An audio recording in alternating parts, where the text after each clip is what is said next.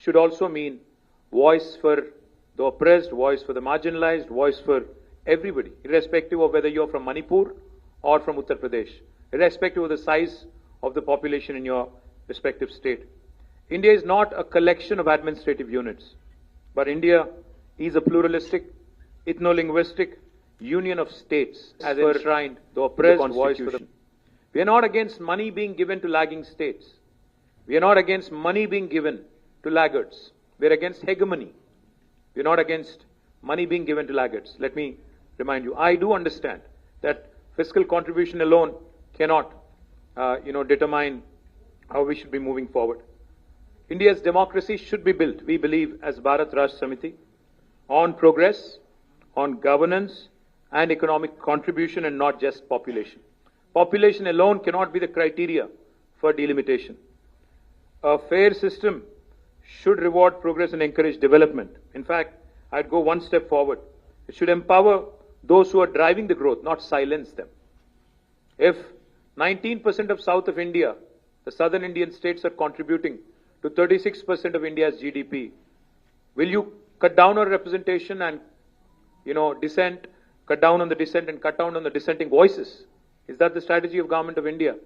Let me also add, there have been past experiences which have been bitter. So while Government of India, while the Union Home Minister says it would be pro rata, there would not be any reduction in seats in South of India, let me say one thing. No reduction in South of India, Southern Indian seats does not mean no increase in North Indian seats. Let me remind you that. There may not be a reduction in South India, but if there is disproportionate increase in North Indian seats, which again will mean that essentially 4 or 5 states will determine the future of this country, future politics, future policies, future fiscal devolutions, everything, future life of a citizen of India will be determined by 4 or 5 states, and that is certainly not acceptable. And why do we not have enough confidence in union government when it says pro rata? Because we've had bitter experiences. 11 years ago, when Telangana was formed as a state, we were promised by Indian Parliament that delimitation will happen within the state of Telangana. The number of assembly seats would increase from 119 to 153. But has it happened in 11 years? Despite it being an enactment of the Parliament? No. Why? Because it does not suit the BJP, it does not suit the union government. Where it suited them, they've done it. It suited them in J&K, it suited them in Assam, so they've done it there. But it doesn't suit them in Telangana and Andhra, so they don't do it here. That is exactly what we are apprehensive of.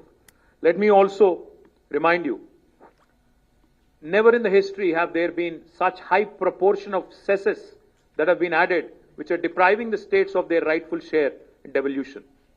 States are, let me remind you again what I've heard in that room from one of the chief ministers, I think it is Kerala chief minister, who said, federalism is not a gift, it is our right as a state. India is a federal republic.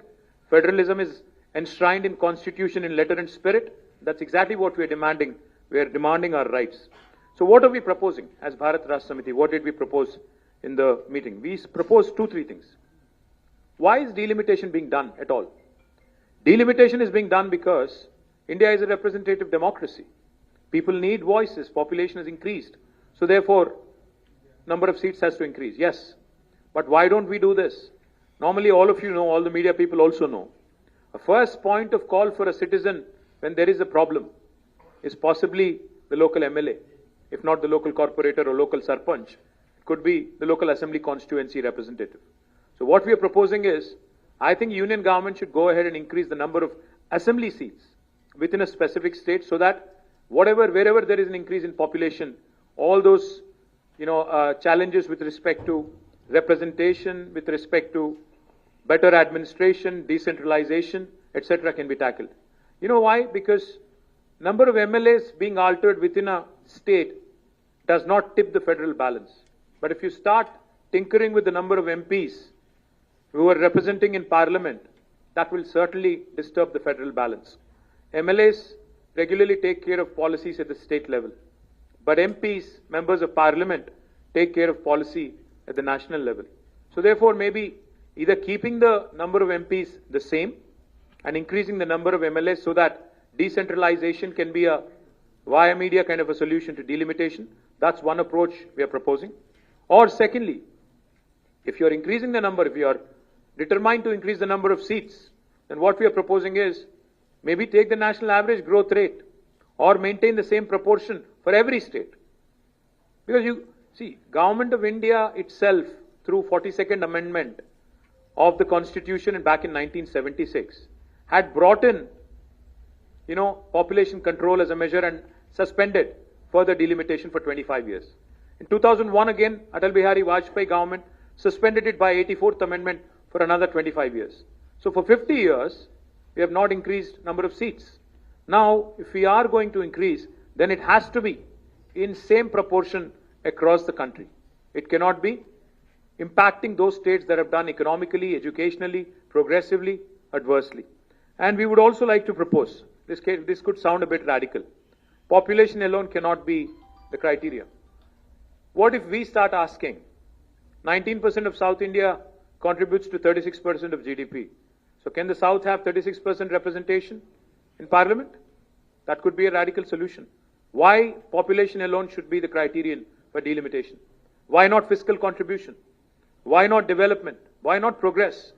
So we are certainly keen to see what the Government of India would eventually say, but all in all I would say is, once again, before I sum up, India has just completed 75 years of existence. Our national leadership should ideally strive to heal old wounds, not create new ones, not unnecessarily create raptures and ruptures in this Indian polity, which is already very diverse, very heterogeneous. As a renowned scholar and statesman once said, the federal structure of India must ensure that no state, however small or large, feels neglected in governments. You could be Manipur, you could be Uttar Pradesh. You should not feel neglected or you should not feel left out. That's exactly what we are demanding. And once again, I'd like to repeat, if India truly has to become a superpower by 2047, the order of the day is cooperative federalism, not coercive federalism. Jai Telangana, Jai Hind. Thank you. నేనేం చెప్పాను అంటే భారతదేశంలో 1976లో ఆనాటి అప్పటి ప్రభుత్వం 42వ రాజ్యాంగ అధికరణం ద్వారా సవరణ ద్వారా వారు ఆనాడు నంబర్ ఆఫ్ సీట్స్ మీద రెస్ట్రిక్షన్ పెట్టారు. ఇప్పుడు మళ్ళీ ఏ రాష్ట్రాలు అయితే జనాభా నియంత్రణ పాటించాయో, కుటుంబ నియంత్రణ పాటించాయో వాటిని పనిష్ చేసే విధంగా వ్యవహారం చేస్తామంటే ఇది సరికాదు, ఇది మంచిది కాదు, దేశానికి మంచిది కాదు. అందుకే ఇతర ఫ్యాక్టర్స్ కూడా తీసుకోండి. ఫర్ ఎగ్జాంపుల్ నేను అన్నట్టు జీడీపీ కాంట్రిబ్యూషన్ తీసుకోండి. తెలంగాణ ఓన్లీ 2.8% పాపులేషన్ భారతదేశంలో, కానీ జీడీపీ పరంగా చూస్తే మన కాంట్రిబ్యూషన్ 5.1, 5.2%. సో మరి ఆ లెక్కన తీసుకుంటే సౌత్ ఇండియా మొత్తం కలిపి 36% జీడీపీ కాంట్రిబ్యూట్ చేస్తుంది భారతదేశంలో. సో ఆ రకన ప్రపోర్షనేట్ గా చూస్తారా? కేవలం జనాభాను ఎట్లా తీసుకుంటారు? ఏ రాష్ట్రాలైతే కుటుంబ నియంత్రణ పాటించలేదో, భారతదేశ హితాన్ని అనుసరించి పనిచేయలేదో వాళ్ళకెట్లా వాయిస్ ఇస్తారని అడుగుతున్నాం. Thank you.